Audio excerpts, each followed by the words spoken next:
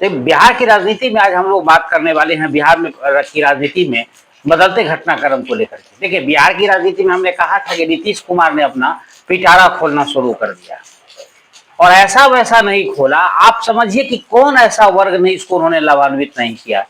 वृद्धा पेंशन 400 से बढ़ के 1100 रुपया, 1 अगस्त से 125 यूनिट बिजली फ्री, सभी को, जो सक्षम है वो भी, जो सक्षम नहीं है उनको भी। 125 यूनिट जब आप कंज्यूम कर लेंगे, उसके बाद जो बिल आएगा वही आपको शो करेगा। अब उसके बाद जो है बहन भगिनी योजना की तैयारी है रक्षाबंधन को लेकर के, विद्यार्थियों के लिए है। उसके बाद जो महिलाएं बेरोजगार हैं उनके लिए 1.25 लाख की 1,25,000 की योजना शुरू की गई है। वो सिलाई मशीन का जो भी काम या छोटे उद्योग लगाने का कर सकती है, वो सारी फ्री योजना फ्री है। 94 लाख परिवारों को 2 लाख रुपए देने की बात थी, उस पर भी चर्चा चल रही, वो किसी भी दिन दे दी जा सकती है। आप ये समझ, कन्या समृद्धि योजना, कई आप समझ लीजिए कि योजनाओं का भंडार लगा हुआ है कि उस पर उतनी चर्चा है, मतलब किया ही नहीं जा सकता है।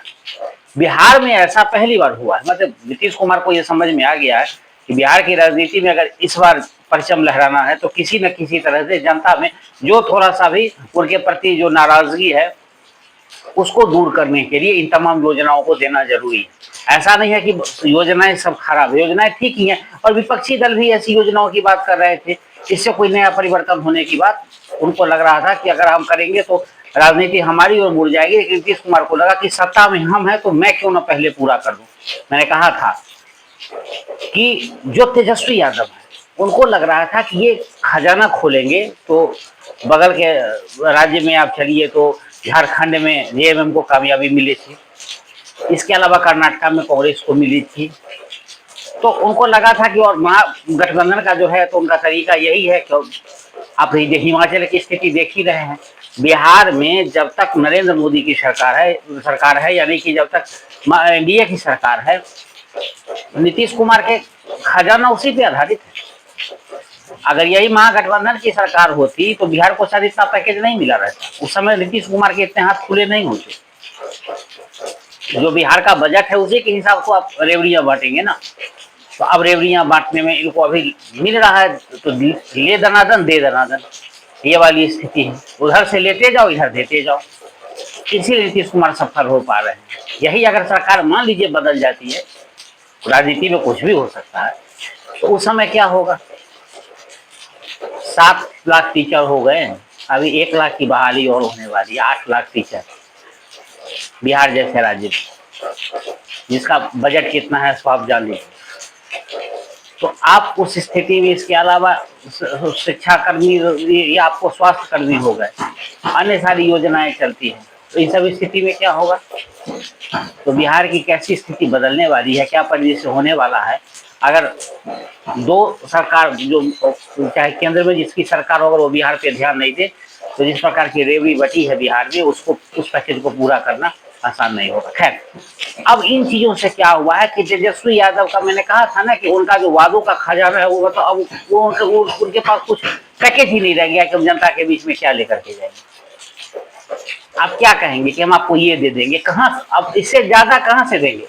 इतना ही में तो लाले पड़ने वाले हैं, अब इससे ज्यादा मिलेगा क्या। तो आप इन चीजों को देखिए। अब तेजस्वी यादव के लिए मुश्किल हो गया है कि वो जनता के बीच में आखिर लेके जाए तो क्या जाए। हाँ, अभी बचा है मुद्दा लॉ एंड ऑर्डर को लेकर के, जो पटना में लगातार घटनाएं हुई है, बिहार के अन्य जगहों पर कुछ कुछ, लेकिन मैंने कहा था कि राजधानी को टारगेट करके ये प्रायोजित घटनाएं हैं और उसको जो है अंजाम दिया जा रहा है। ये उनके पास हो सकता है। बेरोजगारी की जहां तक बात है तो 10 लाख तो नौकरी बिहार में मिल गई। 29 लाख लोगों को लगभग जो है वो रोजगार के नाम पर लोन की भी प्राप्ति हुई है। तो आप देखिए कि जो विपक्षी है वो क्या लेके जाएगा। अभी से जब आप ओपिनियन देखेंगे, लोग में जाएंगे तो बिहार की भाषा में कहते हैं मुझे क्या कमी है, सब तो नीतीश कुमार दे दिया। अब जनता पहले से करे कि मुझे कमी ही नहीं है, सब नीतीश कुमार दे दिया है, तो अब चाहिए क्या भाई। नीतीश कुमार जो दे दी है, इसके अलावा तेजस्वी क्या दे देंगे।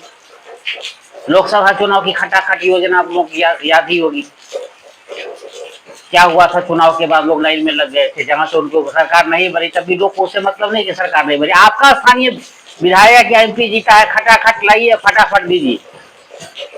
तो ये कहानी होती है। जनता ये नहीं समझती है कि कौन सरकार बना रहा है। आपने हमको कहा था आपका यहाँ स्थानीय को हमने जिताया, आप मार डाउन कीजिए, बात खत्म। तो ये होने वाली है। तो बिहार में वर्तमान परिदृश्य में जिस प्रकार की राजधानी चल रही है, माफ कीजिएगा, बिहार में जिस प्रकार की राजनीति चल रही है, उससे आप ये समझ लीजिए कि विपक्षियों के लिए बड़ा ही मुश्किल घड़ी आ गई है। ऊपर से आपसी खींचातान इसकी इतनी समस्या हो गई है कि लगता नहीं है कि विपक्ष के लिए, मैंने पिछले भी पहली बार भी उस जो कार्यक्रम में कहा था कि भाई उनके लिए अच्छी खबर नहीं है, और कोई अच्छी खबर उनके नीतीश कुमार छोड़ नहीं रहे। अब पत्रकार महकमों में कहा जाता था कि इस बार तेजस्वी यादव खेल करेंगे। अब ये नेगेटिव शुरू हो गया है। आप जान करके हैरान होंगे कि नहीं नहीं आएगा तो नीतीश, वो 25 से 30 फिर से नीतीश। यही कहानी होने वाली है। क्योंकि अब पब्लिक ओपिनियन जो है वो, अगर आप उसको देखेंगे, अब जैसे पब्लिक ओपिनियन हम भी अपने चैनल पे शुरू करने वाले हैं, लोग हमारे जो और पत्रकार बंधु है वो जब आपको दिखाएंगे तो आप लोगों को लग जाएगा कि नहीं भाई आप बात सही है। पब्लिक ओपिनियन में आपको पता चल जाएगा कि किस प्रकार से हुआ। आरजेडी के लोगों का जिस प्रकार से बातचीत हो गया, भाई वीरेंद्र की कहानी आप लोगों को पता ही होगी, किस प्रकार से पंचायत सचिव को जूता से मारने की बात कर रहे थे, और दबंगई तो उनकी चलती है, बुरा बाल साफ करो, फॉरवर्ड को बैक फुट पर रखो, ऐसी बातें वो लोग कहते रहते हैं। वो उनके डीएनए में शामिल है। तो इन तमाम चीजों को देख करके लगता नहीं है कि वहाँ गठबंधन के रास्ता इतना आसान है। और नीतीश कुमार 15 अगस्त और फिर रक्षाबंधन का इंतजार कीजिए, फिर पिटारा खुलने वाला है।